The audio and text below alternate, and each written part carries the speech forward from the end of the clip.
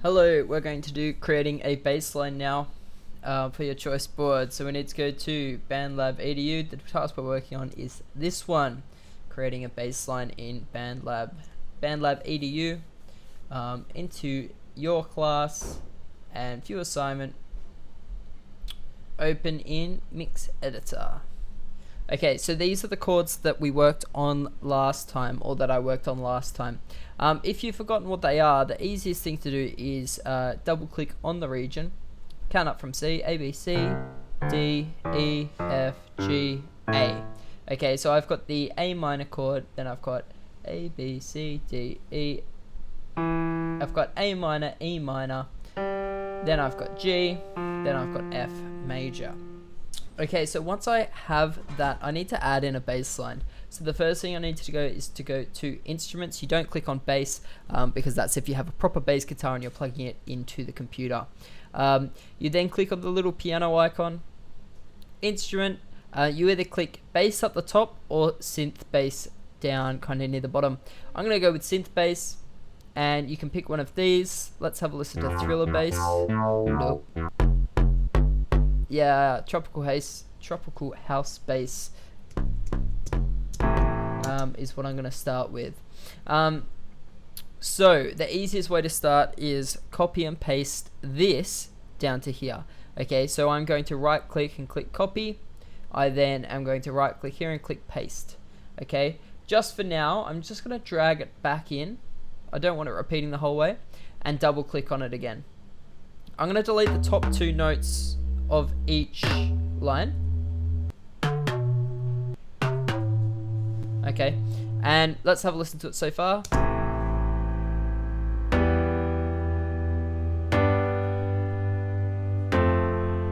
Okay, so it's alright, the bass is too high and it's quite boring, but we're getting there. So I'm going to move it down an octave. No, I'm not. It's not possible. So I'm going to move the higher notes down. Okay, so I'm going to leave this one where it is, because if I moved it down an octave, it would be down here, which isn't allowed to be that low. So I'm going to click and drag over the next three. Okay, and I'm going to move this one. This one's on an E, C, D, E. So I need to find a C. I need to move it C, D, I need to move it down to there. So if I click and drag down there, that's going to be a nice low bass sound, which is what you want from your bass. Let's have a listen. Cool, that's strong already. Now this bass sound, it fades really quickly. So the best thing to do is just to have lots of repetitions of the sound. So I'm going to go, let's start off with just doing one every kind of two. So just on the same note, I'm doing exactly the same note, and this is something you're going to have to find. You're going to have to figure out what works for your bass line. So if it works for going once every two, then go once every two. If you want it to be a little bit more relaxed, if you've got a nicer bass sound, you could play for the whole time through. These rhythms are kind of up to you. They're your choice. I'm just going with this sound and with my track so far. Let's have a listen.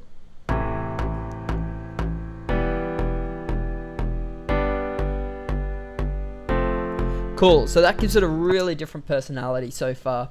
I might want to leave it like this, or I might want to change around a few of the rhythms. I might want to add some together, possibly change some notes. So see that one kind of walks up like that. I might want to add one down here, maybe make this a little bit shorter, and put a very quick passing note in here.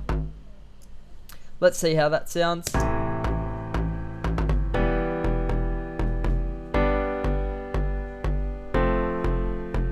Cool. So you can hear there, it gives it a lot more personality straight away. It kind of sounds a lot more dramatic. What you can do to make notes even shorter is click the little plus button over to the right, and your grid will turn smaller. Then you can more easily kind of add multiple notes in.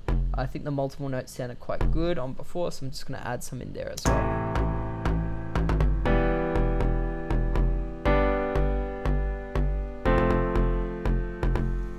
Cool, so I like that. The only thing that doesn't really suit it is the piano sound. So very quickly, I'm just going to go through and change this. Let's have a listen to let's try lo-fi piano. I don't know if they'll go together. Cool, so that fits a lot better. Okay, from this point, you can either create changing bass lines. So you could right click here, create region, make sure it's dragged right next to each other. If it's out like this, it's going to be out of time. If it's out even slightly, it's going to be out of time. What you could do is kind of change it here. So say if I wanted to, here at this point, change the rhythm. So let's super quickly, I think I still have, yes, good, I still have that copied. Let's start right from the beginning. I'm going to show you kind of another example of a bass line. Notice when I pasted that, it didn't go right next to, I need it to go right next to that blue line. Remember, I'm just getting rid of those top 2 notes.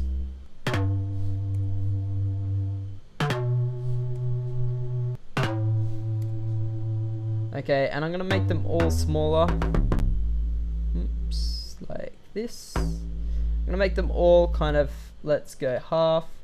Zoom out a bit so it's a bit easier.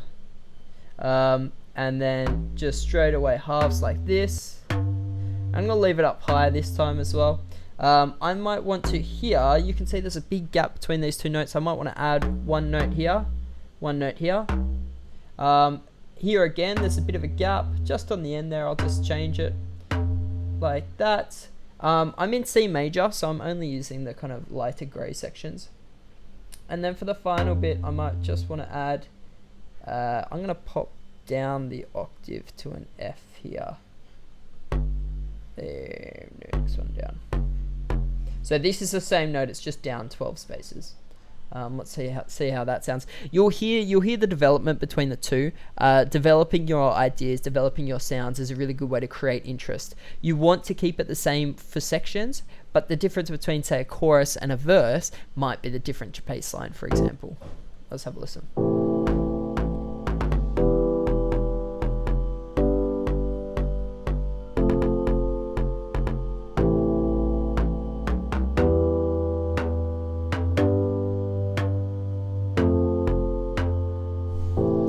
Okay, so you can hear the different qualities of each of those bass lines. Find a bass line, add it to your track. Once you do have it, you can just repeat it out, like so. Remember, click save so that your work does save. You don't need to submit it yet. I'll just return it to you if you do submit it. If I don't, just send me an email. I'll do that really quickly. Click save and you are done. Well done.